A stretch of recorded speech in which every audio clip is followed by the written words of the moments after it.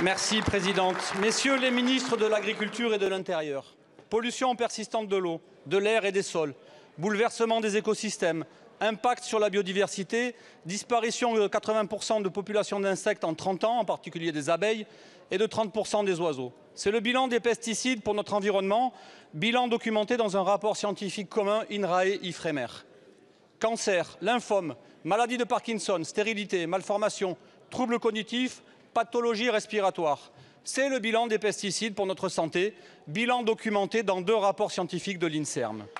Alors, des citoyens, des militants associatifs, des agriculteurs, des scientifiques se mobilisent pour protéger notre santé et notre environnement, pour sortir de cette impasse d'une agriculture chimique.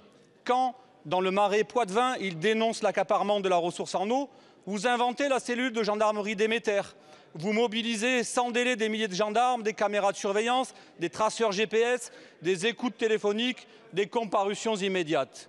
Alors, ma question est simple. Allez-vous mobiliser les mêmes moyens pour arrêter et remettre à la justice les 3 personnes qui ont lâchement agressé le 30 janvier dernier l'agriculteur Paul François, à qui j'adresse tout mon soutien au nom de mon groupe.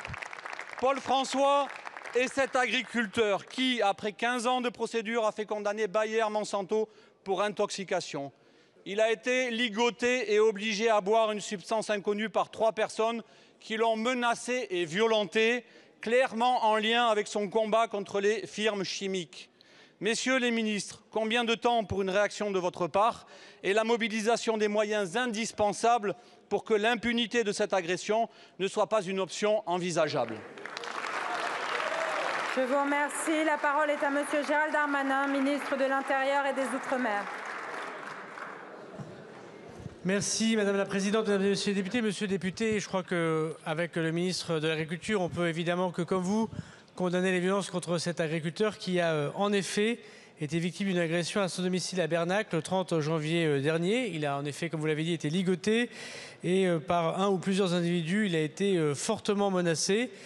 Je voudrais vous dire, monsieur le député, mais vous le savez, c'est plusieurs fois que je dis, notamment au groupe politique, qu'il appartient à l'autorité judiciaire de mener les enquêtes et de saisir les moyens de police et gendarmerie qu'il souhaite. Évidemment, les services du ministère de l'Intérieur sont totalement à la disposition, comme le prévoit la Constitution, de la justice. Merci beaucoup, monsieur le ministre. Monsieur Prudhomme. Monsieur le ministre, vous avez mis moins de 3 heures pour traiter des manifestants d'éco-terroristes. Combien d'heures mettrez-vous pour qualifier de phytoterroristes ces fanatiques pro-Monsanto, prêts à tout pour faire taire les lanceurs d'alerte? Je vous remercie.